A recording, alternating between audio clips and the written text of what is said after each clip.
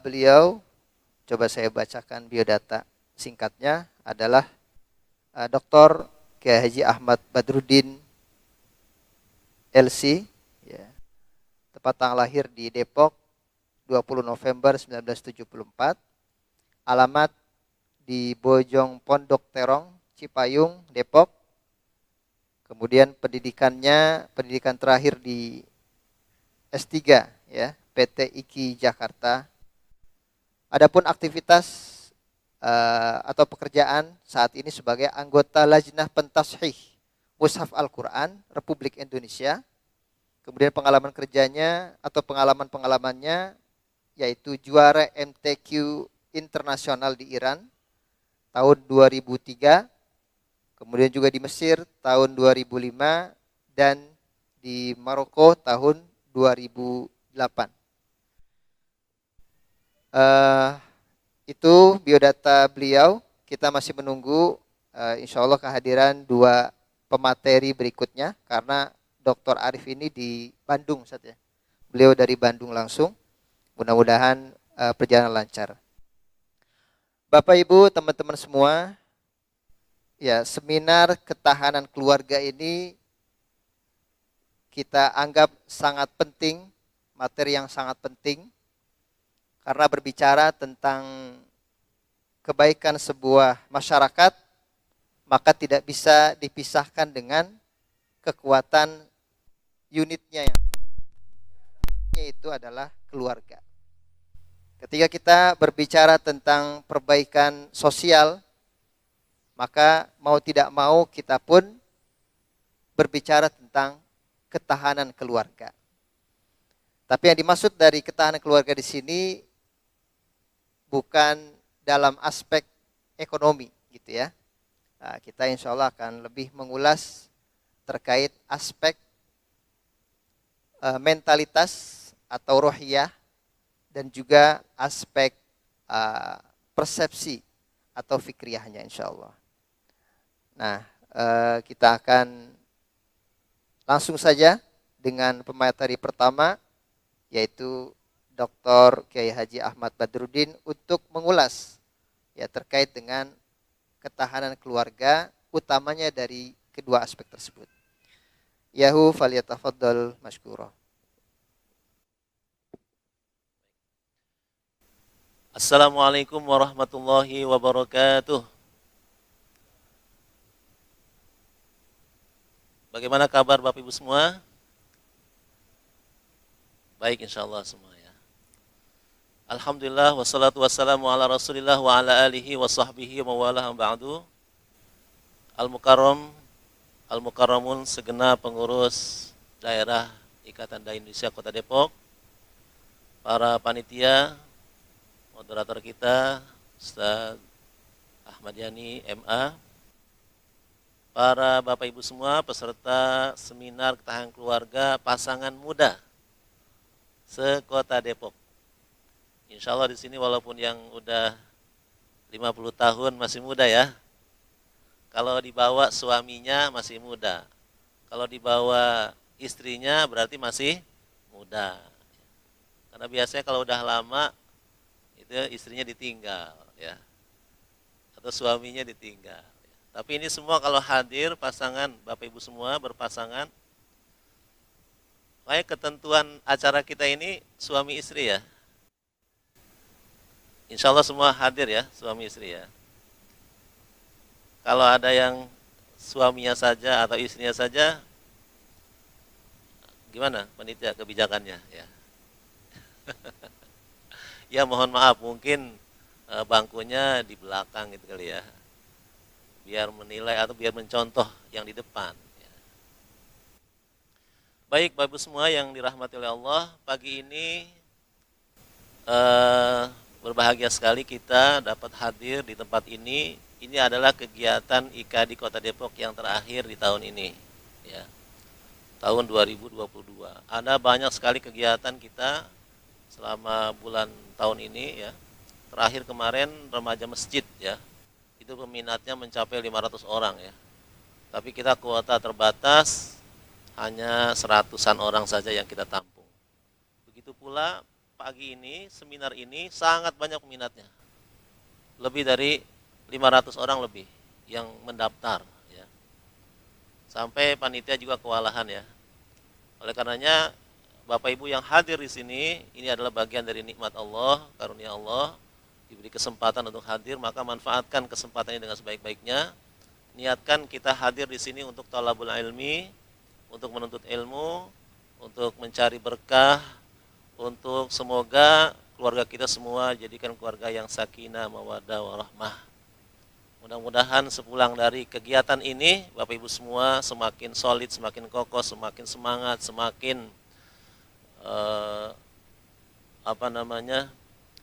harmonis, ya harmonis. Pagi ini materi saya adalah bagian dari buku saya yang dibagikan kepada Bapak semua. Ini bedah buku saja ya kita pagi ini ya. Niatnya mengaji saja. Salah satu bagian dari buku ya yang akan saya sampaikan. Insya Allah dibuka saja bukunya. Ini ada di halaman 90 ya 94 ya. 90 ya 94 atau 90 mohon maaf 90 ya, mulai dari 92 91 ya. Insya Allah ini materi kita pagi ini.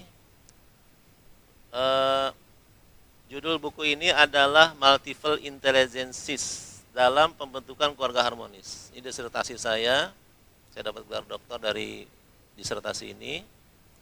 Yang latar belakang dari penulisan buku ini adalah maraknya perceraian di Indonesia ya.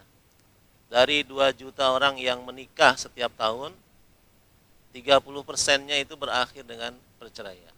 Sekitar 400.000 orang setiap tahun berpisah ya. Kemudian juga di Depok sendiri juga setiap pekan itu hampir 80 kasus perceraian disidangkan di Pengadilan Negeri, Pengadilan Agama Depok ya. Diperkirakan setiap tahun Depok itu memutuskan perkara sekitar 4.000 perkara perceraian.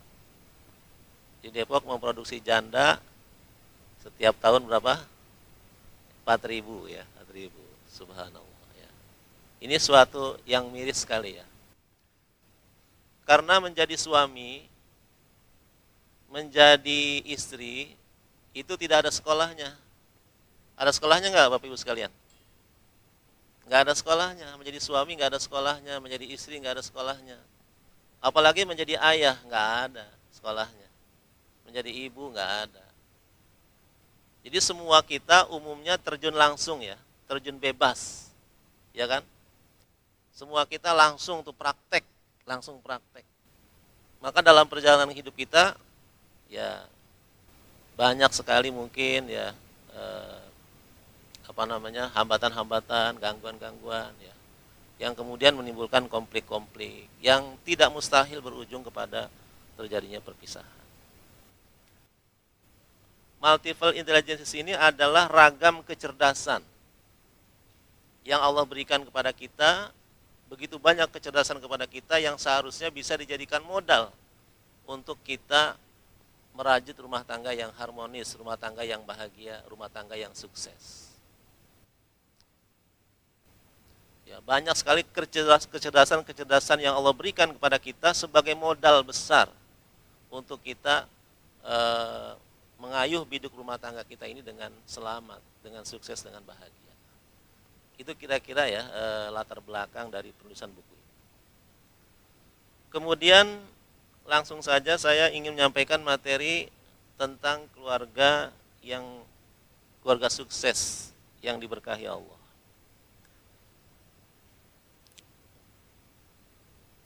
Tentu ini semua harapan kita semua ya.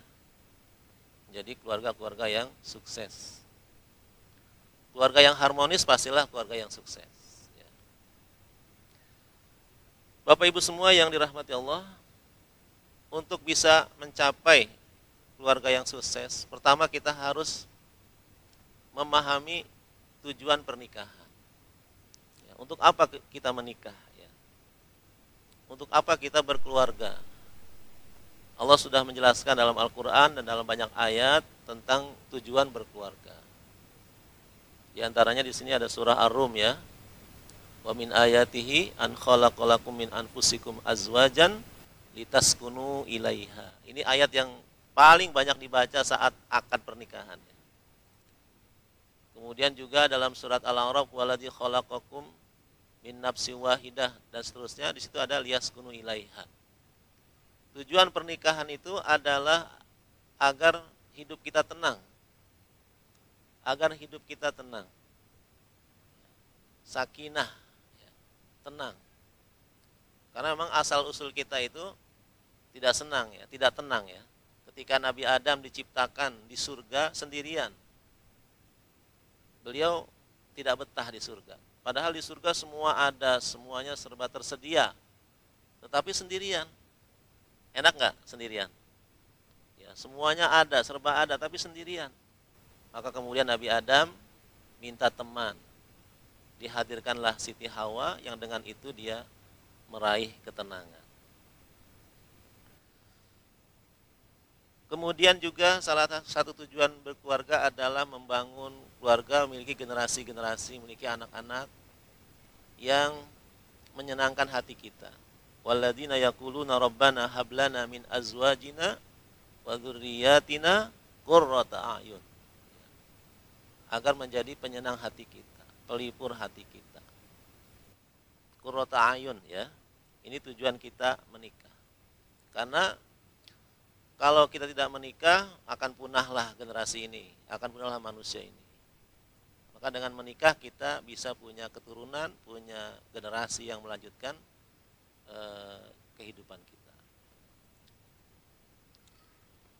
Bapak Ibu sekalian yang dirahmati Allah, ada beberapa indikator keluarga yang sukses. Ini yang saya ambil dari indikator keluarga harmonis ya. Yang pertama adalah terlaksananya hak dan kewajiban. Ketika keluarga kita atau ketika di rumah tangga kita hak dan kewajiban itu terlaksana, maka insya Allah itu menjadi indikator utama keluarga kita berhasil, keluarga kita harmonis. Ada banyak hak dan ada banyak kewajiban. Kalau hak itu yang diterima oleh suami atau yang diterima oleh istri. Sedangkan kewajiban itu yang dilakukan, yang harus dilakukan, yang harus dipenuhi oleh suami atau dipenuhi oleh istri. Itu yang namanya kewajiban. Jadi hak dan kewajiban ini seiring sejalan. Jangan hanya menuntut hak, tapi juga kewajiban harus dilaksanakan. Di antara kewajiban kita dalam berumah tangga, dalam berkeluarga adalah muasyarah bil ma'ruf. Wa ashiruhunna ya. Bil ma'ruf, muasyarah bil ma'ruf. Mempergauli istri, mempergauli suami ya dengan ma'ruf, dengan cara yang ma'ruf, yang baik. Ya, nanti silahkan Bapak Ibu dalami ya kewajiban-kewajiban, hak-hak dan kewajiban dalam buku ini insya Allah lengkap tersedia. Kemudian yang kedua adalah penyelesaian konflik dan ketegangan. Kalau kita membaca survei, suami yang menyenangkan 100% itu ada nggak? Ada nggak kira-kira? Nggak ada ya. Begitu pula istri yang menyenangkan 100% itu ada nggak? Ya, mustahil kayaknya ya. Maka Nabi mengatakan la yafraku mu'minun mu'minah in kariha minha khuluqan ahabba minha akhar. Janganlah seorang mukmin, seorang suami yang beriman itu begitu saja mudah menceraikan istrinya, berpisah dari istrinya lantaran suatu akhlak yang tidak dia sukai dari istrinya atau dari suaminya. Kalau dia tidak suka dengan satu akhlak dari istrinya, maka dia akan suka dengan akhlak-akhlak yang lainnya. Yaitu pesan Nabi pada kita. Maka karena tidak ada suami yang 100% menyenangkan, tidak ada pula istri yang 100% menyenangkan. Mungkin saja terjadi konflik, mungkin saja terjadi irisan-irisan, ya. Itu hal yang biasa, konflik itu, ya. Nah, keluarga yang berhasil adalah keluarga yang bisa menyelesaikan konfliknya secara internal, tidak dibawa keluar, tidak dibawa ke orang lain. Dia berhasil berdua menyelesaikan konfliknya, menyelesaikan masalahnya di dalam rumah tangganya. Kalau sudah keluar itu biasanya urusannya jadi panjang, ya. Dan jadi lebar, bukan hanya panjang tapi juga lebar. Apalagi melibatkan orang lain. Kemudian yang ketiga, indikator keluarga yang berhasil adalah saling memahami dan berlapang dada. Saling memahami dan berlapang dada. Ini ya.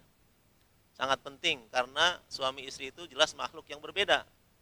Berbeda karakter, berbeda asal-usul, berbeda adat dan tradisi terkadang.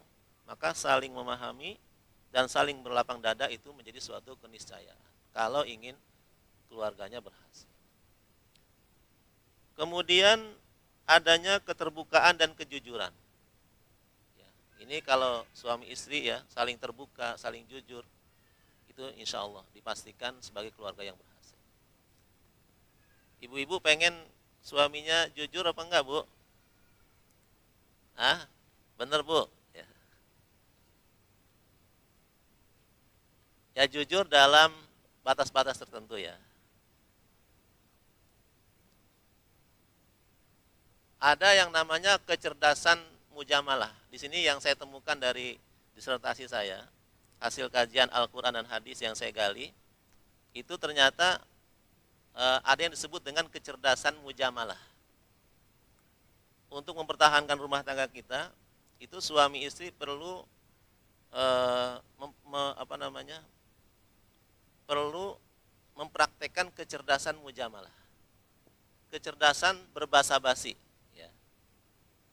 Kecerdasan berbahasa basi. Jadi ketika ibu masak misalnya, ternyata masakannya kagak enak pisan misalnya gitu ya. Suami itu gimana?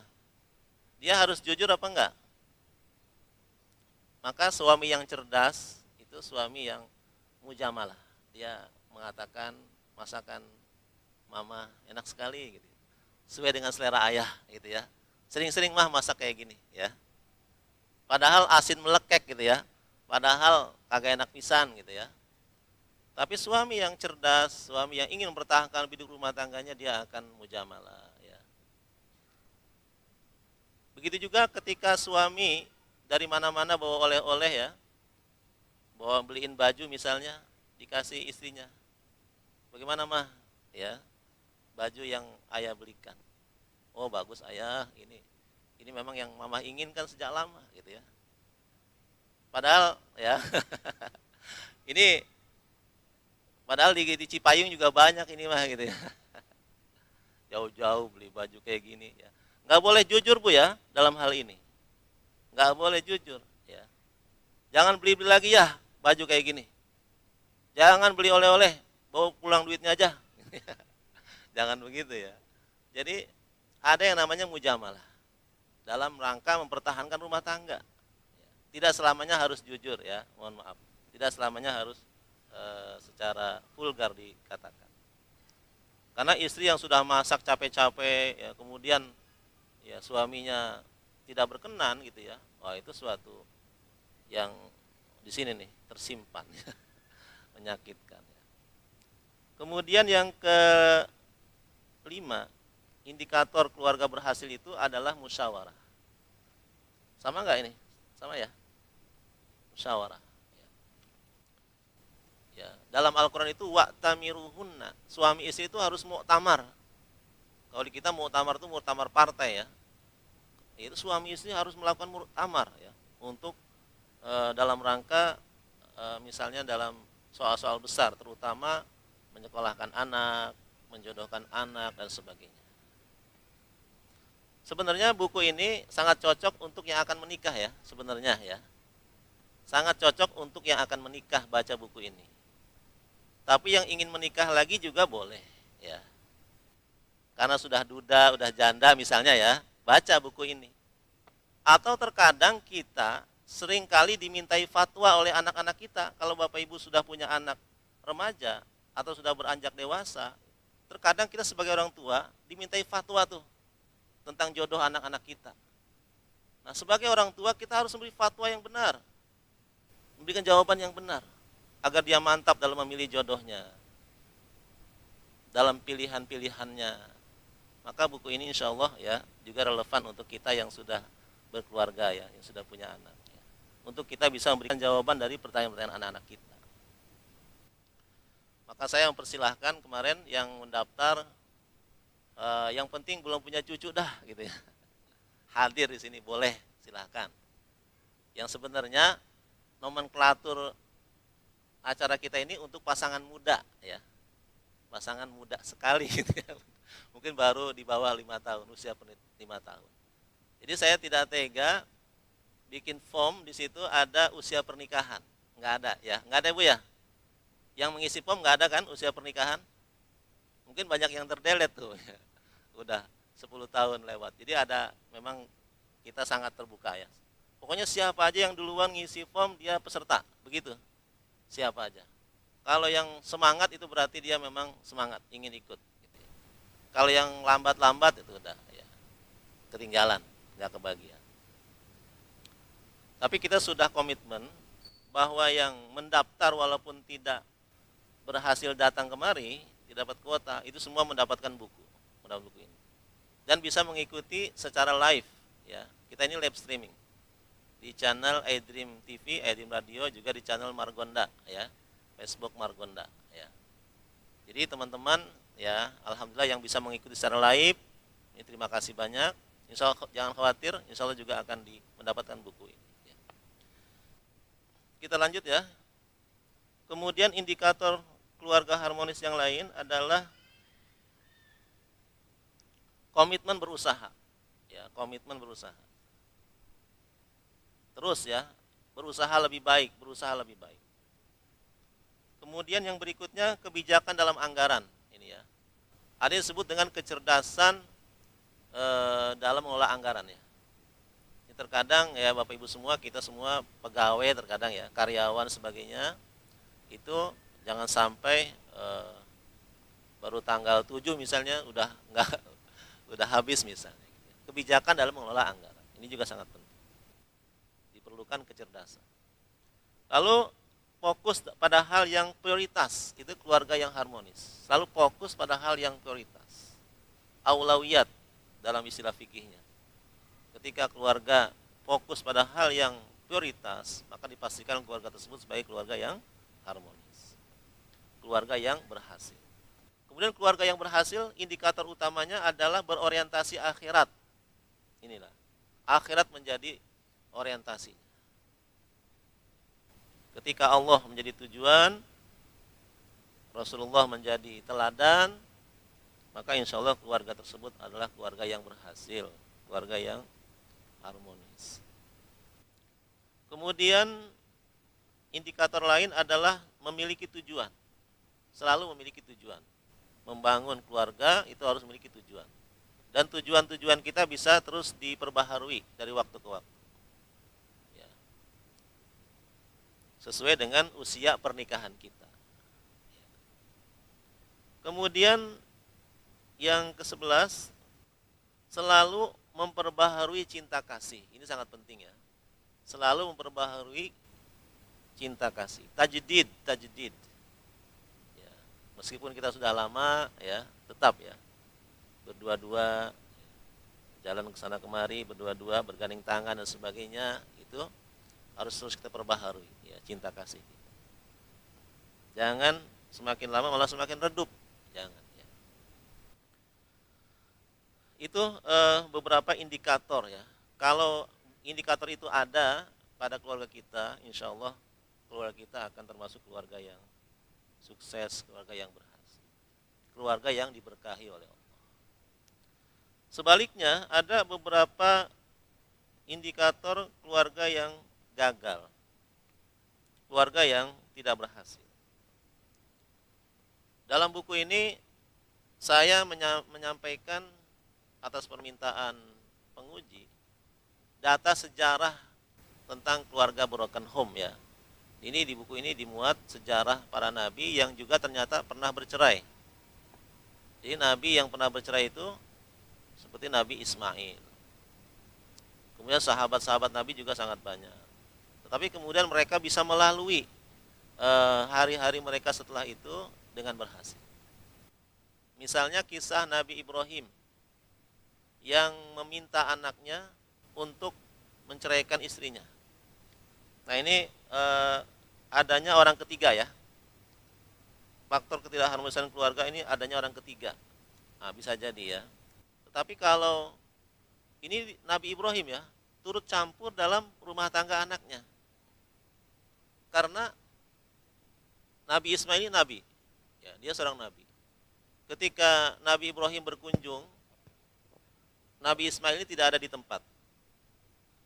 Lalu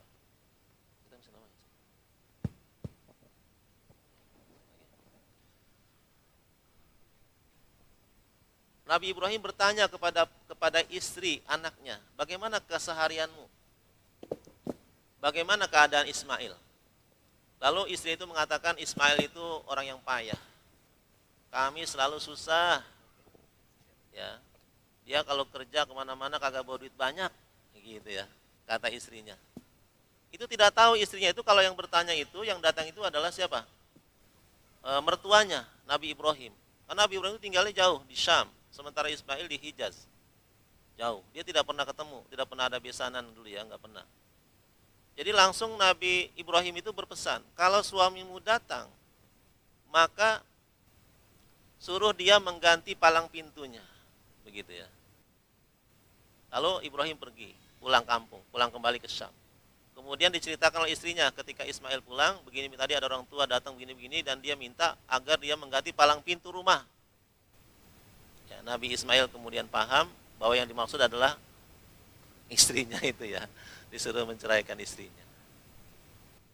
Kemudian Nabi Ibrahim setelah sekian lama datang lagi dan menemui Ismail, tapi tidak ada di rumah Ismail. Yang ada adalah istrinya. Sudah berganti.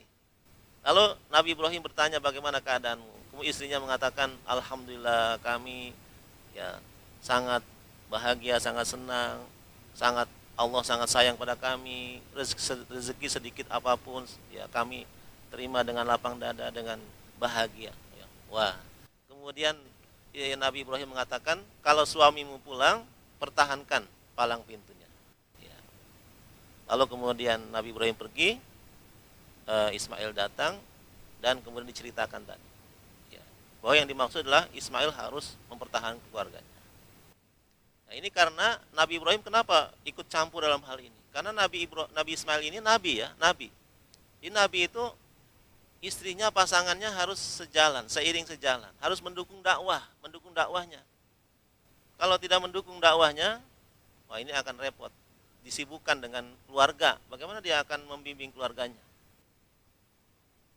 Tapi dalam hal ini bukan berarti Nabi Lut itu gagal ya dalam mendidik istrinya. Begitu juga Nabi Nuh gagal dalam mendidik istrinya. Di sini juga ada ya kisah bagaimana Nabi Nuh berkonflik dengan istrinya dan juga Nabi Lut ya dengan istrinya. Tetapi ingat, di sana juga ada perempuan yang bersuamikan Firaun. Yang bernama siapa? Asiyah binti Muzahim. Ya. Jadi Nabi Nuh, Nabi Lut itu istrinya yang kafir, istrinya tidak beriman. Tapi Nabi Nuh dan Nabi Lut tetap bertahan dalam hubungan suami istri dengan istrinya yang tidak beriman itu. Begitu juga Asiyah binti Muzahim, istri Firaun, itu memilih bertahan bersuamikan Firaun. Ya subhanallah ya. Dia lebih memilih bertahan bersuamikan Firaun. Jadi ini ya suami bukan kayak Firaun, bukan apa ya, udah minta cerai. Ya. Padahal suaminya baik sekali, suaminya hanya kurang belanjanya aja gitu ya, hanya kurang pemasukannya aja, udah menggugah sebagainya. Padahal suaminya bukan Firaun. Ya. Ini ya. Ya, silakan Bapak Ibu yang baru datang. Jadi adanya orang ketiga terkadang itu bisa mengganggu ya kestabilan rumah kita. Jadi kalau ada konflik itu jangan ceritakan kepada ibu bapak kita kalau ada masalah. Kalau cerita sama orang tua itu yang baik-baik aja. Kalau datang ke rumah tua, ke orang tua, ke mertua itu yang baik-baik, cerita yang baik-baik. Jangan persoalan-persoalan kita ceritakan. Selesaikan di rumah kita. Jangan dibawa ke orang tua. Orang tua udah capek ngurus kita, ngerawat kita dari kecil, udah berkeluarga masih saja direpotkan oleh anaknya. Ya. Kemudian secara adanya ketidakstabilan ekonomi ini jelas ya. Adanya gangguan biologis itu juga bisa mengganggu. Adanya gangguan biologis ya. Karenanya para suami itu disunahkan oleh Rasul untuk minum madu ya, minum jamu ya, jamu ya. Jadi ada yang disebut dengan kecerdasan seksual ya. Kecerdasan seksual itu ada ya. Nabi mengatakan janganlah seseorang mendatangi istrinya seperti binatang mendatangi pasangannya. Ya, to the point, gedebak-gedebuk begitu saja, selesai. Jangan. Kata Nabi harus ada muqaddimah, harus ada pendahuluan-pendahuluan. Nah, itu kecerdasan seksual yang diajarkan Nabi. Harus ada panduan-panduan, harus ada apa namanya? Muqaddimah ya, pendahuluan-pendahuluan gitu ya. Agar nanti selesainya bareng. Atau sampai kepada klimaknya bareng. Tidak egois. Tidak langsung ya, selesai hajatnya sudah. Enggak begitu. Ya, cara Nabi mempergauli istrinya. Bahkan Nabi mengajarkan kalau pengen punya anak perempuan bagaimana, kalau punya anak laki-laki bagaimana. Ya, saya punya anak 6, pertama perempuan, kedua laki, ketiga perempuan, keempat laki, kelima perempuan, keenam laki-laki. Itu ada caranya, ya. Jadi mohon maaf bagi yang anaknya perempuan semua, ya, atau laki semua. Ya. Jadi Nabi mengajarkan ya. Nanti ya selepas ini mungkin ya berkonsultasi saja ya kepada saya, boleh ya WA bagaimana caranya ya. Ini agar Bapak Ibu semua penasaran ya bisa ikut terus kajian kita. Alhamdulillah ya Bunda Eli, alhamdulillah sudah berkenan hadir ya. Silakan Bunda ya. Alhamdulillah narasumber kita sudah hadir.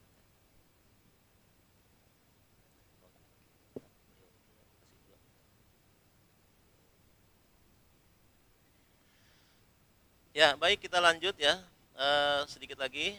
Kemudian yang keempat adanya maksiat ya dari salah satu pasangan. Ini jelas indikator yang salah satu indikator keluarga yang gagal yang tidak berhasil. Kemudian adanya akhlak tercela sudah pasti ya. Dari salah satu pasangan ini bisa terjadi ya keluarga yang gagal atau tidak berhasil. Lalu seringkali mengungkit kesalahan di masa lalu. Seringkali mengungkit kesalahan di masa lalu. Ini jangan ya, kalau ada kesalahan segera maafkan. Segera minta maaf dan jangan diingat-ingat. Kalau selalu mengingat-ingat itu nanti tidak akan berhasil keluarga tersebut. Pasti akan gagal. Jadi kalau sebagaimana kita diperintahkan memaafkan orang lain ketika berbuat salah, apalagi kalau itu adalah pasangan kita. Apalagi kalau itu adalah suami kita, istri kita. Kalau pasangan kita berbuat salah, maafkan. Dan jangan diingat-ingat. Jangan diungkit-ungkit kesalahan. Kemudian salah satu pasangan terlalu mendominasi. Ini juga salah satu indikator gagalnya sebuah rumah tangga. Adanya perbedaan prinsip ya. Ini juga bisa menjadi indikator keluarga kita gagal. Kemudian wawasan yang tidak berkembang. Ini menjadi indikator. Karenanya penting ya, suami kita, istri kita diajak ngaji lagi, ya disuruh belajar lagi. Mengikuti seminar-seminar seperti ini bagian dari upaya kita untuk meningkatkan wawasan kita, ya. Alhamdulillah Ustaz Sanuddin, Bendahara IKADI. Kemudian timbulnya rasa jenuh, rasa bosan dan jenuh. Ini juga menjadi indikator, ya, salah satu indikator. Dan yang terakhir, salah satu pasangan terlalu menuntut, ya. Saya sudah sampaikan tadi, tidak ada istri yang sempurna 100%, juga tidak ada suami yang sempurna 100%. Jadi kita saling melengkapi, saling bantu membantu dalam hal kekurangan. Ketika menuntut lebih dari melewati batas kemampuan suami atau kemampuan pasangan, ini bisa menimbulkan konflik dan berujung kepada perceraian. Bapak Ibu semua yang saya hormati, mudah-mudahan indikator keluarga gagal ini tidak ada ya dalam keluarga kita ya. Mudah-mudahan ya. Kalaupun ada, berusaha kita untuk perbaikinya dari waktu ke waktu. Tidak ada istilah terlambat, tidak ada istilah kalau ada ini sebagai penyakit dalam berkeluarga ya, bisa disembuhkan, bisa diluruskan, bisa diperbaiki. Demikian materi singkat dari saya, kurang lebih mohon maaf. Semoga buku yang saya sajikan kepada Bapak Ibu semua ini bermanfaat ya. Silahkan dibaca. Dikasih sengaja cuma satu dikasihnya, agar bacanya berdua ya. Demikian kurang lebih mohon maaf. Terima kasih atas segala partisipasi Bapak Ibu semua mengikuti seminar ini. Mudah-mudahan pemateri kita nanti berikutnya, ada Bunda Eli dan ada Bapak Dr. Arif, ini bisa terus menambah wawasan dan memperkuat rumah tangga kita. Demikian dapat sampaikan, kurang lebih mohon maaf. Hadanallahu wa iyyakum ajmain. Wassalamualaikum warahmatullahi wabarakatuh.